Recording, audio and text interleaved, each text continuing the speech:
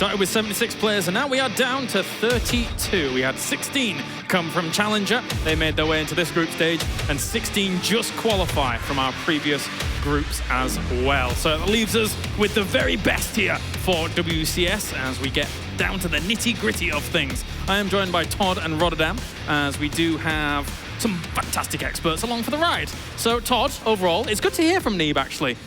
Good to hear how he kind of feels about the previous tournaments, and especially moving on here as well. Yeah, well, I wish we had sound back there, so Oh, you didn't hear? I didn't heard what he said, but Great. I'm sure it was a great interview. It was a brilliant interview. Yes, it was. Roddy, you're joining us as well. We're going to be getting into Scarlet versus PtitDrogo in just a few moments' time. Two very good players, but we have a ton of other good players as well in this round of 32. Yeah, let's take a look at it, because we are entering the important phase of the tournament. Everybody that got this far made money. That's awesome. Congratulations to the players, but this is where things get really interesting. Who's going to make it to the group stage? Who's going to rack up those WCS points? Last thing I want to say about group stage 2 before we go ahead and take a look at group stage 3 is that I think there were two surprises. We already went over the Showtime surprise multiple times. Let's let it go. Big upset. Another one that's surprising is Nemchar. Nemchar got eliminated by the Russian Terran player Arctur. I'm not sure if I'm saying that correctly, but he lost twice against him. Nemchar also someone very high up in those WCS rankings. You know, he was ranked 13, so with one good run, he could have broken into the top 8. So definitely a disappointing weekend for the Swede. But I'm ready for group stage 3. And there is one meme that I'm sure the internet is going to have a lot of fun with, and that is that the TLO versus Neeb saga, it's continuing, Todd, and this is just getting ridiculous. That's a brutal group in general. That's a meme. You know that both tournaments, TLO only lost to Neeb. Yes. Yeah, but that's like a nemesis, not a meme, right? No, well, it becomes a meme now because it's 3 tournaments in a row. It's ridiculous. Yeah. Let's take a look at all these groups. What do you think, Todd? Which group stands out for you? I mean, Group A, like, is the first one you look at, and you're like, well, is there going to be any other one that's he's going to be as competitive? And I mean, I can hardly see one. Like, there's obviously a lot of very tough groups. I guess Group G also is pretty stacked with True, Harstem, Probe, and Optimus. Yeah.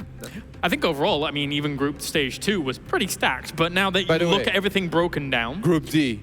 Bly versus Haas is happening. I really hope we get into those games. into that series here on one of the laptops, and Special and Daishi join them as well. That's a pretty sick group. I think there's going to be a lot of players not going through to the round of 16 that we're going to be sad to lose here. Because there's so many good players. I think 16 of them will not go through.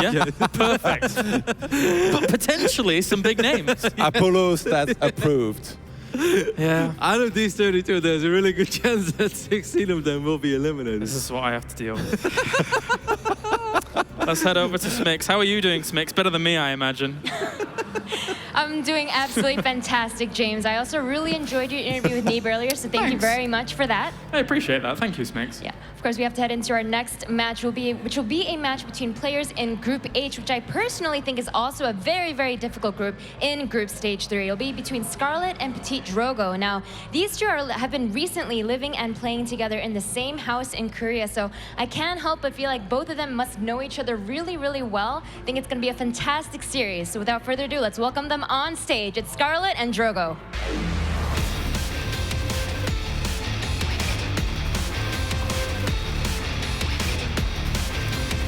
All right, let's do it. Let's get into the round of 32. Scarlet and PtitDrogo make their way to the stage. And for me, looking at this, PtitDrogo actually, when I saw him playing in Jönköping, was making a deeper run than I expected him to, considering the previous results. So he's certainly turned it up a little bit. Yeah, he's coming back stronger, and it might get real awkward in the Bay Strait TV house over in Korea, but it's time to find out whose turn it is to do the dishes, because whoever loses, I'm pretty sure they're not going to want to do it. Yeah, I ran into Drogo this morning. He seemed in a really good mood. He was happy. He was very talkative. And often when Drogo is in a really good mood, I feel that translates into his play quite nicely as well. I'm expecting a strong Drogo here. I agree with Sue, by the way. This is a stacked group. This group is completed by Cham, who has been doing incredibly well this year in the WCS system. And of course, Sol as well, like Todd pointed out, one of those very few elite members that had 7K MMR on Europe. So I don't know, normally you'd say maybe Drogo and Scarlet, but Cham has the WCS points. and Seoul has the ladder points. So, you know, this is a tough group. Should be a really fun series. And I find it very hard to predict this match. For me, this is a toss-up. Like, Scarlett can absolutely win, but we know that she hates Protoss, and she's been complaining about ZvP in the past. But at the same time, I always think she looks really good in the matchup, even if she loses sometimes. I still like the way she approached the matchup. Drogo on the other end, it's often hit or miss, but I feel lately it's starting to lean a little more towards hit again. Yeah. So I think it's going to be really close. I have no idea. All the regions are represented in this group, man. Latin America, North America, Europe, and then France. Yeah, and Drogo is from your hometown as well, so that's really exciting, right? No? Oh, Tor? Or... Yeah, from I don't even know what city he's from, but that's not my hometown. Well, Except if you're Apollo, and then every city in France is my hometown. Yeah, it is. Yeah, it's correct. Scarlett was no stranger to some bumpy roads along the way. When it came to Challenger, she had a hard time. But of course, she was playing from Korea and then playing the Challenger tournaments. And sometimes she was off racing, then sometimes she was playing, you know, Zerg, but just going for crazy all-ins. But offline is a different story. We expect the real Scarlet to be turning up. Yeah, definitely. And also, like, remember, she skipped on the first WCS event, I believe it was. Yep. And after that, started playing really strong in those challenger and tournaments. And I mean, just look at his earnings. Don't look at the supply yet. We're not in game. Look at the earnings. Like, I feel like they represent very well who's the bigger, better player a lot of the time. And in this case, with coming from this guy who just won his own tournament. I was going to say. Added some extra money to his esports earnings. Yeah. No, I thought it's right. Obviously, Scarlett has been very successful over the years. Obviously, Drogo was last year a contender as well at the WCS Global Playoffs. So let's not pretend that Drogo is not used to the stage or the pressure. This is going to be a big series. Like Todd said, Scarlett missed out on Austin. She got quite a few points at John Chopping, but she lost in the round of 16 against Elaser. I'm sure that she'd love to do better this time, and I think there's a good chance she will. Drogo on the other end, I'm sure he'll love a repeat performance of last year, but both of the Protosses that made it to the global finals, Showtime and Drogo, not looking too hot so far this year. Yeah, that prediction, by the way, like that was. I had to bring it up. I'm sorry. Yeah, I heard you. I was like, Showtime's gonna be back with the revenge, and oof, not quite the revenge I had in mind. Hopefully, I'll be back stronger, though. Definitely one of my favorites. Neil Maple, he'll be back. I believe in OBS. On Frost. Will your predictions be back, though, Todd, is the question. We'll all be back on Frost. Everyone will be back on Frost. Well, it seems like people are weighing in and giving Scarlett a good edge here. No. So it's quite one-sided in the predictions there from the chat. And Control asked for this. He did. He did ask to see some more one-sided votes, and there it is. And I mean, it's hard to vote otherwise. I guess if you got the insider information of how well PtitDrogo is playing in Zerg. I mean, in the past, that's the one matchup that he was known for being really good in through his aggression. That would be with Adepts into Immortals, into Storm Tech, with Oracles in the first place. The thing is, like we said, they live together, so they're going to know one another super well, and Scarlett's going to be prepared. But how well can you prepare against what still is really strong and what can work regardless? We've seen some weird PvZ or ZvP, I should say, from Scarlett in the past as well. Like sometimes he just plays very normal, straight up, macro, and we see a lot of in drones, Hydra Banes. But every now and then, he's just feeling it, and he's like, all right, 12 pool, or it's going to be like a 20 drone. A proxy hatcheries. Yeah, like stuff like that. True. That could happen. But I think this is going to be a pretty macro-oriented series, and I'm excited. Once again, tough group with Chem in it as well, and we just went over it. Was it for Seoul? So pretty big series. This is not like in the first group stage. We had a couple of close matches, but like Stefano Deishi, I said already, this match obviously it's fun for us. We're going to get a good TVZ, but at the end of the day, they both should advance, and they did. But in this group, that's not a given. Like Drogo and Scarlett absolutely have a shot in advancing. But it's not a given, so making it to the upper bracket match is actually very important when you have Chem and Soul in the group as well. Because reminder, we're going to lose 16 players out of. I knew you were going to say It's crazy, right? Like, at least though. The point was we're going to lose names that we don't expect. Anyway, whatever. All right, it's time now to go over to the commentary team. Thank you very much, guys, for ripping me apart as we do head over to Pick It in Control for our next series here for WCS Valencia.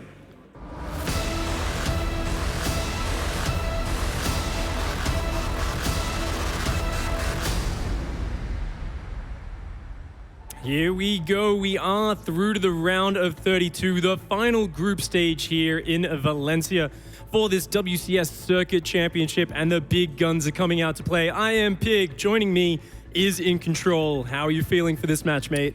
I'm excited. I feel like our analysts are rightfully so very harsh of these guys. They're like, man, PtitDrogo's been struggling. I'm like, what? This guy, he didn't win in Youngshipping, but he played really well, I thought. Yeah. He actually looks pretty sharp, and I think he is the kind of Protoss that definitely, and I do agree, as an underdog, one of probably the 16 to maybe be eliminated in this round of 32. He is a threat to Scarlet, though. I like what Rotterdam said. Sometimes Scarlet gets a little bit too fancy. A little bit of the TLO. The TLO creative hat can get on her head, and she can drop some series that maybe she shouldn't otherwise. Well, she's going to have to play a tight series here to make this work. Up here in the top right-hand side of Proxima Station, it is Scarlet.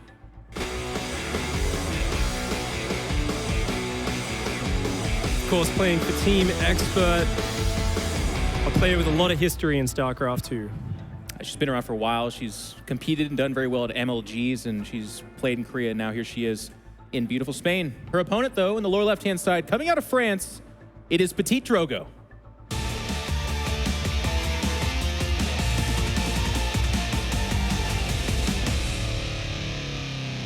Based off of his hands, we're getting something different. That's not how you play the StarCrafts.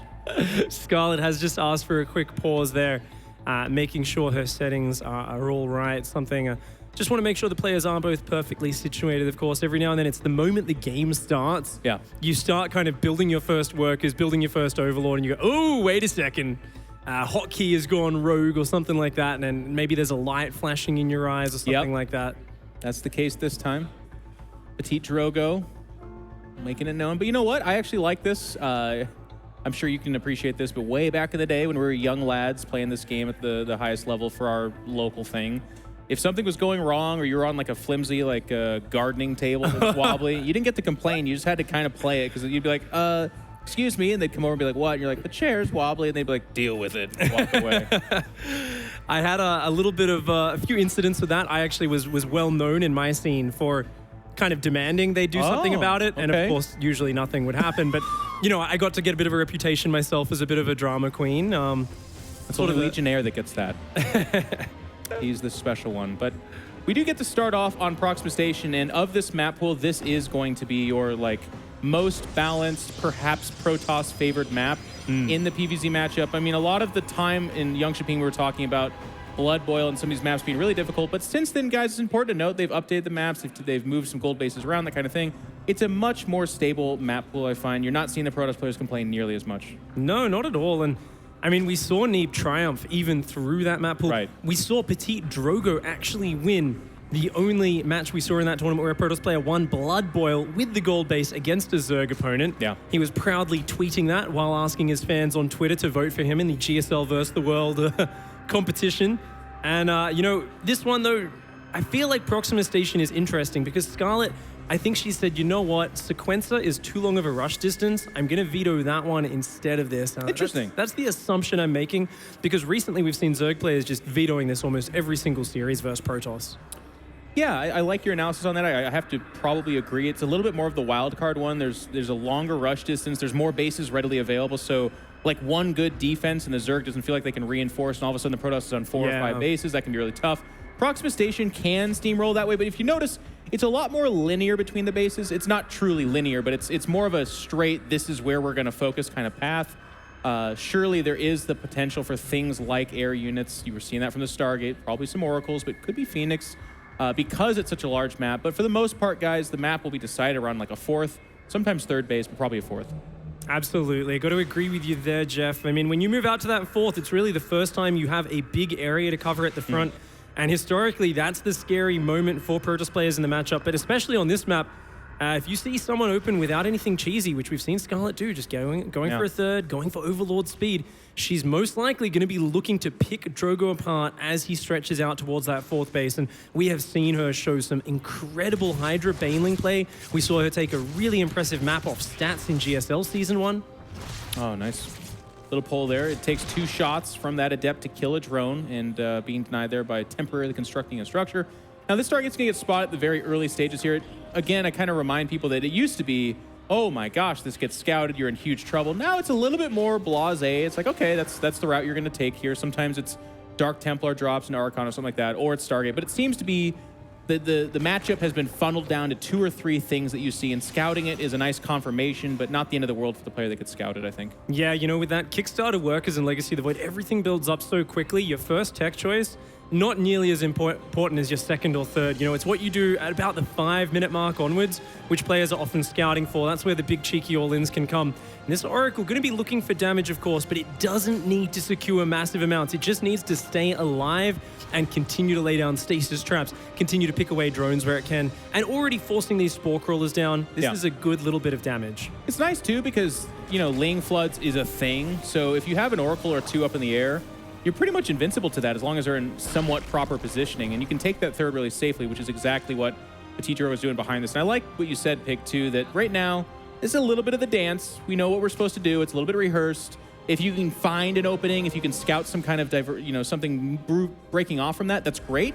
But generally speaking, the third base is going to go down. Now, what I'm interested to see is what Scarlet responds with. She's getting +1 melee. A little bit of damage does come in there, but the Oracle is able to pull back. 5 kills, not bad. But from where? Are you going to go drops? Is it Ling Baneling into like a fast hive? There's so much diversity at this stage. There's a lot of details that come in around here, and it looks like for now, Drogo really sticking with his old school trademark of defensive play. Just a single Phoenix after those 2 Oracles, going to chase down any Overlords in his side of the map, and he's just powering out those probes, going into Twilight Council, Forge, and Robotics. So he really just wants to keep poking around with these Oracles, looking for any little bits of damage he can find. But just going to poke around and keep Scarlet in check. And I mean, worker count-wise, he's doing well. He's up 5 workers on her so far. But Scarlet, she's establishing herself. She's locked down those bases, and the drone explosion is coming out along with a very quick 4th hatchery. Yeah, I mean, I was just going to say she's delaying her lair. There it goes. It finally does go down about the same time as the 4th base, so it's quite a bit of a late lair, but as you talked about, Pig, with this drone explosion, you can kind of really get the saturation going. So very interesting game number 1 of this Group Stage 3 best of 3, because both players are really just powering up. If you notice the army supply down there, it's just 20 to 22, very, very small, but workers swelling to over 60 here in a second when Scarlet's next cycle comes out, so very macro-based, I suppose, for now. Yeah, a lot of respect from both players. Great scouting on both sides. Of course, the Zerglings and the Overlords poking around for Scarlet. The Oracle seeing absolutely everything with these tags. +1 range attack about to finish, right? Ah. So she's kind of showing off her tech a little bit. It's probably going to be that Hydraling Baneling, which is very common. Oh, no, starting. Excuse me. I really like that. Melee just finished as well, and this is something we saw Serral start to do, and a lot of other Zergs have started doing it recently as well. They've said, you know, a lot of the time these Lings and Banes are getting absorbed by Archons, Immortals. You need them in there. And while +2 melee is great if you get the Banelings into the probe line, if you don't get them in the probe line, it doesn't help in the direct engagements. Often you have 20, 30 Hydralisks after the initial Banelings explode, and if you don't have any upgrades on them, they just get mopped up very easily by Storm and Archon. So I like this kind of exchange here. I often like to see +2 melee come in right after that and delay the +2 range, but both players really just respecting each other and building up very economically. And Scarlet, she is a player who loves creep, and she loves insane drone counts. She is building another 7 drones. She's going to be going up above 80 workers. I really like that, actually. I feel if a Protoss player is going to leave you to it, like there definitely has been some Oracle harass, but not much getting done. Now we see some Adepts showing up, but Scarlet ahead of the curve. There's some Queens hoping to chase this off, but actually they can tank fairly well, so they might get a few drones there, but they can pull back. Scarlet gets to that like muscly stage where it's like, okay, I'm done making drones. I'll even make Overlords to like 150 supply, and then boom, here comes units. Did you just say done making drones, Jeff? My bad. 9 more workers in the production tab. This is actually really insane right now. I'm not exaggerating right now.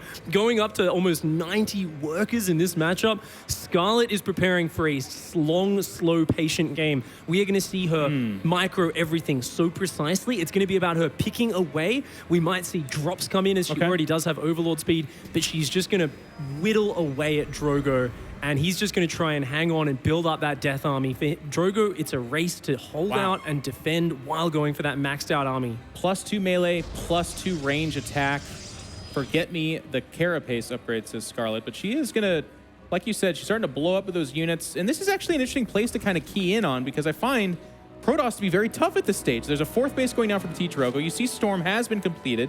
So he kind of has all the tools he needs to hold on to this, and Scarlet's army that's showing up is not mega impressed. Now, look at this army, but look at the production tab. It's an infestation pit. This is not a real attack. This is more her kind of pushing out, seeing where we're at, taking the gold base behind this. So I think you're right, Pig. I think we're heading towards Probably a Spire, maybe some Broodlords, or maybe Ultras, I suppose. Ooh, she misses the Fleet Beacon there. And this is so crazy because both players just not really wanting to engage each other, waiting for the other one to make the first aggressive move. And we're seeing Scarlet. I'm pretty sure we're going to see a Hive and a Spire on that production tab in a moment. The Hive does start up and the Spire goes down. She's heading for the Broodlord tech, but Drogo already has a Fleet Beacon almost finished. And I tell you, if Scarlet saw that, she might be a lot more poised to attack right now, a lot more pushed towards that option because, I mean, if you build 10 Broodlords and your opponent's already got 3 or 4 Tempests out, it can go very poorly for you. You know, a lot of tension building here as both players are getting close to that max supply. And it's actually really important to note that neither player want to max out. Scarlet more so can handle that, but if there's like a Warp Prism that shows up and warps in 10 Zealots and you actually have max supply, you have no other option but to pull your Queens and some Lings back there. So it gets kind of dicey. Same with the Protoss, though. If they're getting dropped or some kind of harass makes its way in there, one of the best responses to that kind of thing is to warp in units, but if you're at max supply, you can't do that. Now, Mothership is coming in, and this is kind of the beginning. I'm not seeing additional Stargates just yet, so it's kind of interesting, because usually at 4 or 5 bases, you begin to do that. I assume we'll see that, but that's where the late game usually goes with this kind of thing. And losing that Prism before, I mean, that was a great snipe from Scarlet because Drogo, he's got so many Zealots here. And as this game goes on, they're not going to be particularly useful. He would love to be sending those in the back, trading those off with drones, Zerglings, Hydras, anything he can really get for them while he builds up that gas-intensive army. Instead, these charge lots looking a little bit like dead weight in this army. He's got to do it. He's got to do it soon, Pick, because like you said, I mean, he's sitting on max supply. He's got to make Stargates behind this as well. You have to start planning for the trade-out stage. Look at his bank kind of racking up. If he's just warping in more Zealots on top of well-upgraded Ling, Hydra, Baneling, that can be disastrous. It's like throwing things into a wood chipper. Oh, yeah. Storm coming down here, and a bunch of Hydralisks getting caught out. Scarlet was going for a huge surround there on 2 flanks. That. Well, as I say that, she's making 30 Zerglings. She actually has the Spire. I kind of anticipated Corruptors coming out, but she's got to respect this because her gold base is just behind it anyways. More Banelings being morphed in. And then here we go. Now the Mothership Core, excuse me, not even Core. This is the Big Mom, and she's being revealed right now. There is some detection, but if he loses that, or Scarlet, she's in a lot of trouble. A lot of Archons coming in here. It's all about these High Templar. The Storms need to land on these Hydras and Banelings. Drogo wants to force the issue before the Broodlords come in. The Storms whiff, Jeff. Yeah, well, they're almost like zone storms, so you can kind of see Scarlet respect that. She backs up, but is she gonna pounce? The expansion has just been sacked. Here's those Zealots that you were talking about, Pig, gonna go for the trade. Scarlet's back in the corner. What is she waiting on? There's just more Lings and Hydras coming out. She's going to go in on this right now, coming from a couple different angles. Is there detection? Just the one oversteer. It's not being turned down. Multiple oversteers. And here come the Banelings. They're going to connect behind the Archons. But was it good enough? The Banelings all just going into that sponge of Archons, not finding the connections they needed. Drogo there with a perfect Mothership core timing. I know. And he takes her out right before the Broodlords enter the game. Scarlet not able to get any damage done. Both players playing very passively. And Drogo just showing he knew exactly when to hit her. Gotta raise a bit of an eyebrow to that one because, you know, Zerg, when they pull back and play really defensively like that, you have to kind of do one or the other and you have to really commit. So if you're going to be that passive, I feel like PtitDrogo should have shown up and there was like 15 Spine Crawlers and 4 Spore Crawlers and like really heavy defense, not this like weird Hydra poke into, oh no, you do have an army, and then you back away and just die? I don't quite understand that. I think Scarlet there definitely got a bit caught off guard there. I think there might have been a slight misclick sending a few Hydras in. She panicked, clicked the whole army back, and Drogo was so close on her heels. It was a moment where Scarlet wanted to delay. She wanted to be picking away at him from multiple sides, but her army got kind of split further away off creep. She wasn't able to slow down his advance. She wasn't able to kind of counterattack or base trade. And suddenly she got edged into a corner. And of course, if you have a massive work account, you don't have a lot of army. Not having the superior tech, not having that static defense to equalize. I mean, Drogo just seemed to play the better defensive game there. Yeah, absolutely. Hello, wonderful people of Spain. So denied the ability in-game. PtitDrogo is going to go make an Archon toilet for himself outside of the game. So we're going to take a momentary pause as Scarlett's got to kind of contemplate that game, but she can bounce back. It is a best of 3. This is still the group-style group, so even if she loses this series, I do like what the boys were saying at the desk. It's a dangerous group. You do not want to be the first one at the bottom because then you have to win 2 sudden death, basically, best of 3s to get back out of it. But she's got what it takes. That first game is a little bit of a fill me out. I think she gets the information that, hey, PtitDrogo's comfortable playing that normal composition, but he'll play passive. He definitely did the Protoss harass of, you know, some Oracle poking, some Warp Prism stuff. Scarlet got good intel there. She's just got to capitalize now. Got to agree with you on that one, Jeff. This is something which has told us a lot about Scarlett's confidence in the late game as well. Looking at that game, looking at that work account, that creep spread, the way she built up, I don't think she was going to make 8 Broodlords and do a push immediately. Yeah. I think we were going to be looking at one of those games we've seen players like Dark and Nurtio do, where they start to mass those spine crawlers. They start to mass infestors, vipers, and they start to use, mass neural parasite. You see the Protoss player can't really get in on creep, so he starts making a mass carrier army. And you have one of these drawn-out games where both players try to mine out the entire map, and she had great creep spread. She was already expanding very quickly. So, you would have seen her potentially there, her game plan to take the middle bases, mine those out as quickly as possible, win in the ultra late game just through patience and kind of dogged persistence. But she got caught out there. She did get surprised. So I wonder, is she going to keep trying that style and say, hey, I'm just going to be ready for that one timing? Or is she going to mix it up on these other maps, play a bit more aggressively, play that more standard Hydra Baneling aggression? Yeah, the maps will shake it up a little bit. Proxima Station, like we kind of talked about, once you take that 4th base, you're getting pretty close to your opponent. So that's really what happened is PtitDrogo kind of like defended a little bit of a poke and was like, well, I'm maxed out. I've got all the tools behind this. I'm going to go for it. And that was all she wrote. So we are gonna see here about PtitDrogo's computer and get into this next game. It is a 1-0 in favor of PtitDrogo.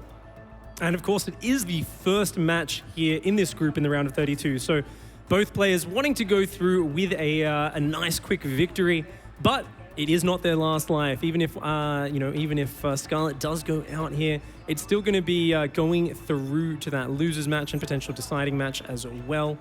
So it is going to be a very important and close match. Of course, tomorrow we're going to be doing all of the round of 16.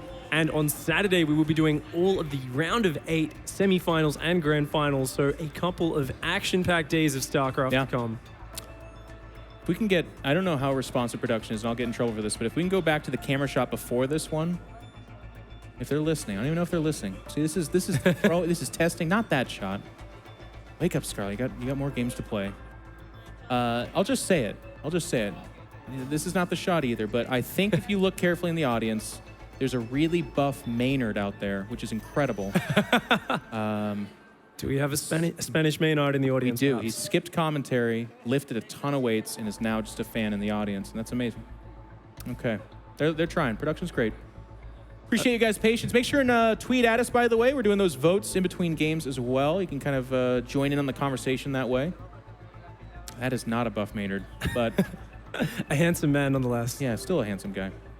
This is a tense moment for the players. I do like to see Scarlett just kind of closing her eyes there, and you can tell she's kind of rehearsing her builds in her head, thinking about all the different things. We've seen players in the past. I think back to when Grubby was playing, he'd always pull like his notepad of builds out, and he'd kind of study that during the games. He'd close his eyes. You see some players like Harstem singing away. And getting himself in that groove. We've almost found it, Jeff. Yep. He's right to the left. I can sense it. Maybe I'm completely wrong. I don't know if your camera micro is right on, man. No, it might be wrong. It's all right. We'll find him again. I'll point it out. I'll just break whatever talk. Hey, we got Risky there in the crowd, representing my insanity. Oh, he's got a cheeky grin on his face. Of course, he's played some fantastic matches today as well. We've seen a lot of cool games so far today, and they will be continuing. And we will be getting back into this next one in just a moment. The next map's going to be Ascension to Aya. Okay. Any particular strong feelings on that map, Jeff? I think the 3rd base becomes kind of interesting. You can kind of expand more towards the middle, which does lend itself towards being attacked. But then if you take the 3rd kind of south or north of your base, that too extends you down. So it's a very aggressive map. If I had my wish list, it would be that Scarlet chooses this map to be much more of a like 3-base, 4-base timing attack. Yep. Really pour the pressure on. It's not like PtitDrogo's weak against that, but I really just feel, and I know it's not this simple, Zerg versus Protoss, but I do feel like the strengths of the two races, if you give a Protoss 4 bases, you say, I'm not going to touch you at all until 75 drone or probes, and whatever tech you want. It's a very hard matchup. Even if you're as good as Scarlet, you're facing another great player in PtitDrogo, and they're just going to be very tough to deal with. So these maps become smaller. That was the large map, and I feel like Scarlet will probably make those adjustments. Got to agree with you there, Jeff. Of course, quick update as well from the other side of this group. Seoul did take game 1 against Cham. And of course, guys, the winner of this match plays the winner of that one. The loser plays the loser. And then the deciders match after that. We are going to be starting up map number 2 here. in just a moment on Ascension to Ire. And spawning down here in the bottom right-hand side of Ascension to Ire, representing Team Expert, it is Scarlet.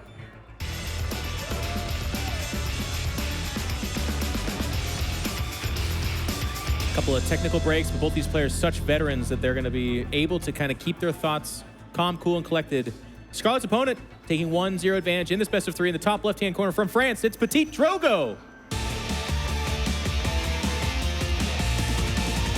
And joking aside, like we were talking about earlier, you know, you and I in our heydays, yours much more recent, by the way, but still, it's actually good that these players voice their concerns and kind of talk about if something's going wrong, because they've come from a far and away. This is really important. This is the 3rd stop of WCS here in beautiful Spain. We're going to go to Montreal in September, but that's basically it. Those are the big hitters to get you those points, to get you to the WCS Global Finals, and that's the big prize. You ask any of these players, we saw that interview that Smix did yesterday at the LAN Center. They're like, whoa, I have to go to BlizzCon. I mean, true, I was actually laughing because it was almost a bit like awkward. They're like, hey, True, what about BlizzCon? He's like, I have to go. And they're like, what? And he's like, I need to go to BlizzCon. Cut. And they're like, next interview. He was really desperate, but that's the element. That's what they want. They want to be there. Absolutely. I mean, it's such a big opportunity. So much prize money on the line as well. But I mean, really, it's just something every StarCraft player dreams of, is having that chance to compete at BlizzCon. And I mean, for a lot of these players outside of Korea, it is more of a reality last year, this year, than it has been in the couple of years before that. It's something where they do have a good opportunity at it. And of course, Drogo, he barely squeaked in last year, managed to make it through. Scarlet wasn't able to do it, but both players are kind of at that point where points are so important for both of them.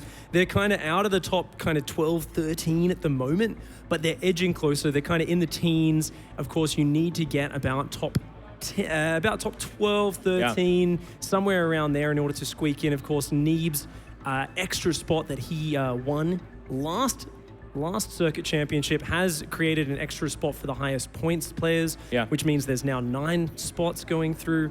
Cyril way up there in the rankings. A couple of other players, of course, close behind him, like Nurchio, Major, Kellezer, these guys doing very well. And then a few others like Alazer, Cham, True, Uthermal, Iasonu, and Showtime, not too far behind that either. Of course, yet another small technical break here, guys. We want to make sure absolutely everything is perfect for these players. Yeah, it's the white noise turning off for PtitDrogo. That's actually awesome. It would be to his benefit to be able to hear through that and hear us talking about how handsome and how much he needs to shave right now, and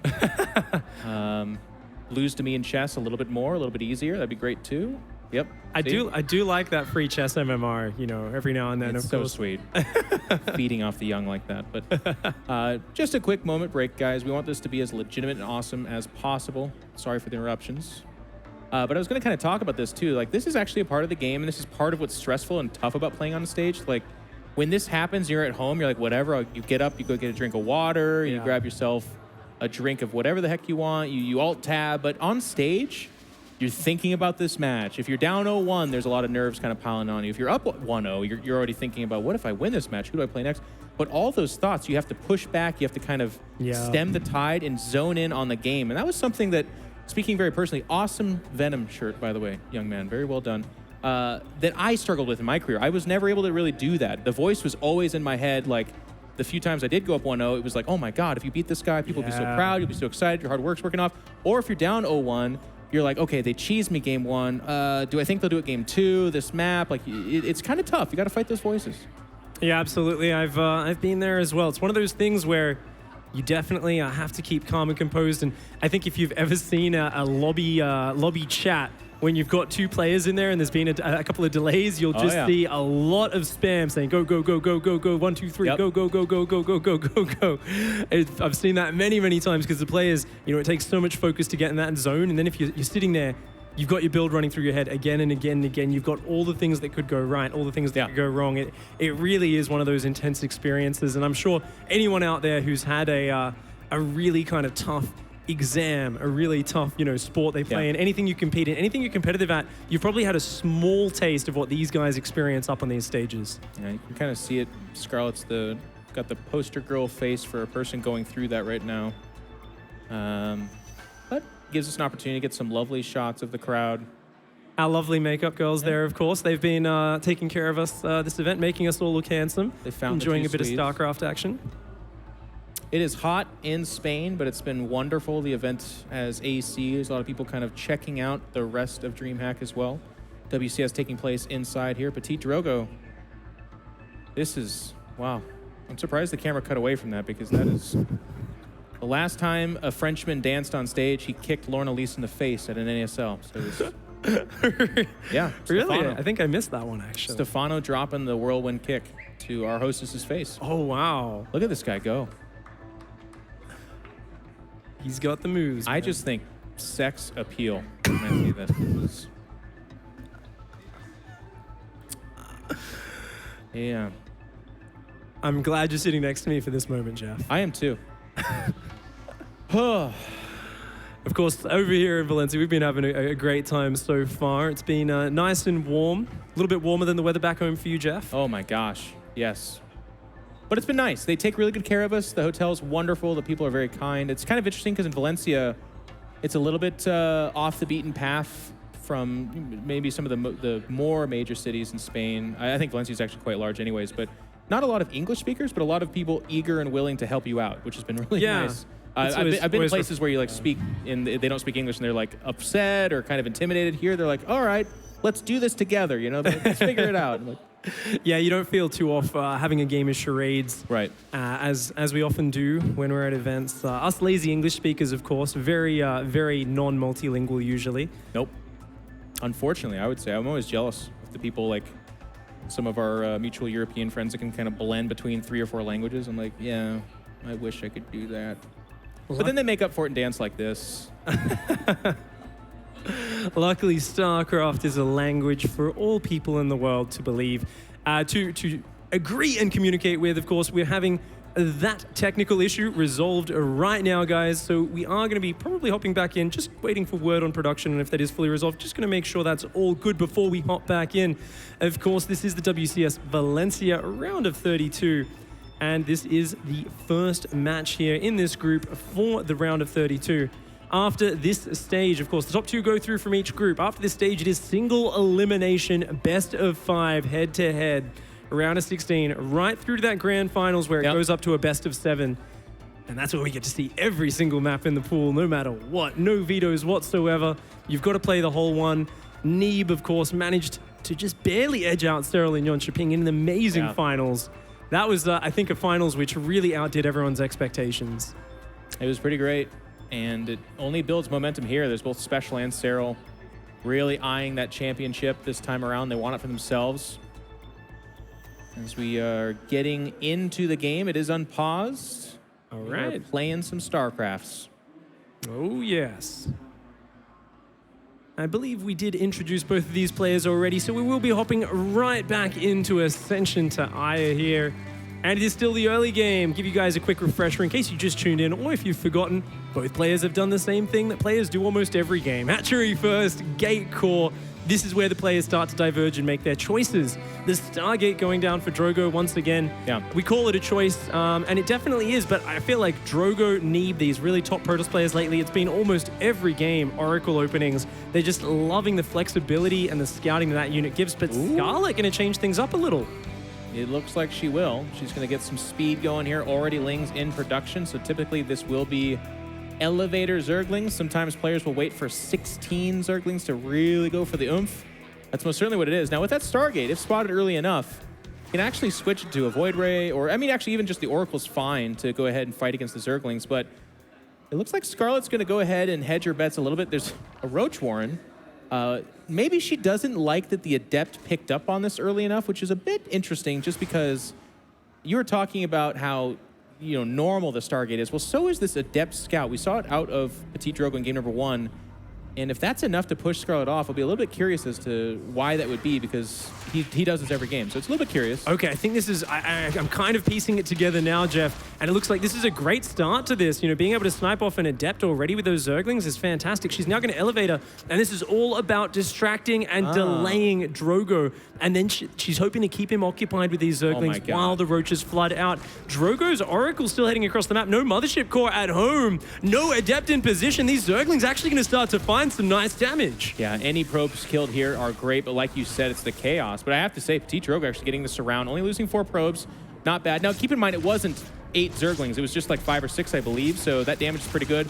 Getting a little bit of return fire and seeing the early roaches. Now, that's very important, because that's going to give PtitDrogo at least the opportunity to prepare. He needs to. Yeah, absolutely. I'm not sure if he registered. No, I don't know. He may have glanced away there just as he clicked the Oracle away because the roaches popped right at that moment. We don't see a Void Ray in the production tab. We don't third. Oh, okay, there we go. He realizes now the Oracles have spotted those roaches. Void Ray starts up. Extra gateways going down. Drogo knows with this timing, this is really all in. Scarlet needs to kill him right now. She is down at just 26 drones to 38 probes. And reinforcing that wall, I mean, this is the perfect decision from Drogo. It's the beginning of a perfect decision. It's a bit late, though. He's got 2 gateways production. He's adding a 3rd. He's going to try to wall in here. He saved the Oracle energy, so they're going to do what they can. It's not even Ravage. They're just going to go for it. Core uses the 1 energy there. It's just the 1 pylon, but Scarlet's just going to go for it. Those roaches taking a lot of damage from the Oracle and the Overcharge, but they do burst through. Zerglings in the main mineral line, but Warp-In will deal with that. That Void Ray has popped out. It's not down here just yet. The probes are starting to fall, but she needs to get more damage, and this Scarlet is still down 10 workers. And with that Void Ray unleashing its prismatic alignment, the last units go down. Scarlet's attack has failed. The 3rd base stands strong for Drogo. He's up in workers. He's got that tech out. He is feeling really good about his position right now. It's really tough. You look at this. I mean, Scarlet felt like it is an all-in, so she has to go in and do game-ending damage. So going for the 3rd does seem nice. If she can get it now, which is a pipe dream at best, then maybe that equalizes. But by not getting the 3rd, by not killing enough probes, and by being held off by a few gateways and only just 1 Void Ray, she's in a tough spot, really tough spot. Yeah, this is going to be trying to look for a bit more damage, but Drogo's so patient, doesn't even drop the Overcharge, knows the Adepts there, the Oracles. I mean, if she commits, then he activates the Overcharge. The Zerglings will get absolutely nothing done. Drogo's rock solid here. Yeah, I mean, Protoss have been here before. When an attack like that shows up with slow roaches and a bunch of Zerglings, and off of a not so amazing kind of Ling elevator attack both times, you know you're in a good spot. And these Oracles are going to go out and confirm that. They're not going to see a 4th. They're going to see a non-lair main base. So could there be a lair somewhere else? Sure, there could, but probably not. PtitDrogo's got to be feeling great. Now, there's a couple ways to go about this. You either throw down a bunch of gateways and really go for it, or you just take a 4th base and say, game on, Scarlet. What are you going to do about it? Yeah, Robo on the way, charge +1. Drogo getting all those things that are going to scale very well into the later stages of the game. And his defense has been solid. His wall-off was great. And I love that just immediate reaction when he spotted the roaches coming, putting down the extra gateways and the pylons. From here, it looks like he's just going to keep those Oracles alive, check everything that's going on, and as long as he's not surprised by anything, he is very happy to go to the later stages of this game. Well, we'll see. He's adding charge. He's got a Warp Prism coming out in additional gateways, so I do feel like he's muscling up. Now, he still could expand off this. This is by no means all in. Now he's going to kill some drones at the 3rd. And it doesn't have a gas population. He sees more drones coming out. I would be very surprised if he lets this game go any further. But I'm prepared to be surprised because I'm a terrible predictor, apparently. He's going to get some more damage at the natural. Oh, wow. Still not seeing roaches, not seeing hydras. All signs are there. Yeah, I mean, he sees everything. He's like, hey, you're just building drones? Okay, sure. All right. You know, he can just get further ahead, take that 4th, or he can just go for broke. He's building a 2nd Warp Prism already, so it looks like these sort of multi-prong harassment, multi-prong kind of attack late game is what he's going to be heading towards. Already charge lots coming in here. Scarlet only has 14 Zerglings. You know, this here is what we call a macro poke. It's just a couple of Zealots, a bit of pressure, but it might actually just kill Scarlet right now. It forces a tough choice on Scarlet. She's got to use what precious little resource she has to make an army she doesn't want to make right now. Queens are trying to back up and buy some time. Zergling's going forward. Another Queen gets isolated, though, and dies immediately. The Queens are on top. There are Banelings being morphed in, but they're just slow Banelings. They're going to come over here, and you're right, Pig. Like, this is... It's supposed to be just a macro poke. The Banelings are kind of whiffing. That's because I think there's some harass in the main, maybe? But either way, the Natural's falling apart. Scarlet's in so much trouble. GG's called out. And PtitDrogo takes the 2-0 in the first best of 3 here. Queen, Drone, and Zergling mince meat right there. Drogo showing absolutely commanding form here in his Protoss versus Zerg. We knew he looked good in Yanchiping. He 3-0'd Nurtio. He took a map off Serral there as well in their series. We know he's strong. He's been training hard in Korea. Hasn't dropped the map yet here. He's feeling good. He's been kind of tweeting his adventures. He's feeling really good. He was even dancing in the downtime. And now he's on stage with Smix, post winning against Scarlet here in the round of 32. A fantastic win there for him so far. Let's hear from the man himself over on the stage. Thank you very much, guys. Congratulations, Drogo. I know that you and Scarlett actually played very recently last week in the Base Rate Challenge, and back then she won 2-1. So how does it feel to get revenge on her on a more important stage? Well, obviously it feels really good. Like, you can win the Online Cup. I'm gonna win at the tournament. Now, I know that you two are also living together in the same house and practicing, and I know that because of that, probably got to know each other really well. So because of that, did that affect how you prepare for this matchup at all? A little bit. I still think Scarlett is better than me, but I don't know. The mind game turned out in my favor. I'm not gonna pretend I did anything right, but for that second game, yeah, if we didn't live together at the house, I don't think she would have gone for that roach attack. Now, in your next matchup, it's going to be Sol because he actually 2-0 Cham. So how are you feeling about your PVT right now? My PVT, not so good. My PV Sol, yeah. Like, Sol and I are friends, but it's every time we play, it's kind of one-sided. But right now, he's on fire. I'm not going to underestimate him at all. Like, he won versus my good friend, DNS, so he's playing very good, and I'm going to bring my A game to take him down. All right, well, great to see you performing well, and best of luck. Back to you, James. Oh, wait. Vote for me for the WCS versus the world, please. Vote for him, guys. Thank you very much, PtitDrogo. I'll vote for you, mate, as he takes this victory 2-0. Look at him with a spring in his step. And he brought out some good games here, Todd. Yeah, that was the first one right there. And he ended up with a pretty good army here. A ton of Immortals, Archons, Mothership in the mix. And they're in game 2 able to close things out with some good Oracle control. But that was off the back of a very strong start and a good defense from him. Solid play here, a very impressive Drogo coming back on form. He seems to be the Protoss that's kind of being able to take that second spot to Neeb right now in some of these tournaments. He went pretty far. Okay, I got the Protoss wrong when I say the Protoss was going to come back with the revenge. You know, it wasn't Showtime. It's PtitDrogo, apparently, because he's looking very strong here so far. Has he got a good shot here? Yeah, I couldn't agree more. So far, he is looking very good. Seems confident about his next match as well against Sol. So you could say there is nothing stopping Drogo, but it's still early. We do this very often, you know, somebody wins series. But I said this before the series as well. He seems to be in a really good mood, and I feel that often really helps him. Whenever he just feels good, it seems to translate into his play, and he just plays better, and he plays up to his full potential. And yeah, so far, Drogo is absolutely looking on fire. You know who else is coming back with the revenge? Who's that? Has. Oh, yeah. We caught the end of his last game in the series against Bly, and that was a 2-1. And he mass charge-lot Bly's face. And you know just wasn't ready. I just got told that Haas versus Special is going to be our next match on the Our main prayers stream. have been answered. Oh, it's brilliant. I can't wait. I can't wait. But one thing that's important to note is that, as Smix mentioned on the stage, Sol is PtitDrogo's next opponent, and Sol, being able to get the victory in his previous series against Sham, that's a big result for him as well. It absolutely is a big result for him because he just doesn't have that many of those big victories yet. But I'm also pretty sure that this is one of those moments, right? Like, where if you look at the WCS rankings, you're like, Cham is the favorite here. But then you ask any of the European pros, and they'll all be like, no. Sol is the favorite there. It's only normal that Sol wins. So it's kind of like, how do you want to look at it? But obviously, Cham has been putting up some really good results. And for Cham, it's really big that he, again, makes at least maybe playoffs or even like a round of 16. Because then he keeps racking in those WCS points. And if he keeps doing that, he keeps that WCS Global Finals dream alive. Todd, hyped for Haas? Of course, man. Come on. We were watching on my phone. That's how hype I was. Yeah, like, it was a fun time. I was like, I can't miss this matchup, and it delivered. Actually, I'm kind of sad I missed game 1 and 2 because I heard it was a bit of a shit show, so to speak. Oh, okay then. While Drogo versus Scarlet was going on, I was actually jumping into Zenster versus Nice. And Nice is kind of like Haas, but then he pretends like he's not Haas, but he's actually just Haas. You know, it's like Proxy Oracle into an Adept all in. And I was watching the game on Proxima, which apparently was game 2. But Zenster looked good, man. That little Anton out there. You know, Anton is known as the party figure, as the kid that's a little crazy, but he's actually damn good at StarCraft as well. And he took a very convincing 2-0 victory. He beat a Protoss with mass mutas. It's been a while that I've seen that. That has been a while, wow. All right, well, thank you very much, gents, as we're going to go to a short break now. When we return, we have our next series here for the round of 32 group stage. It's going to be Haas going up against Special. You don't want to miss this one.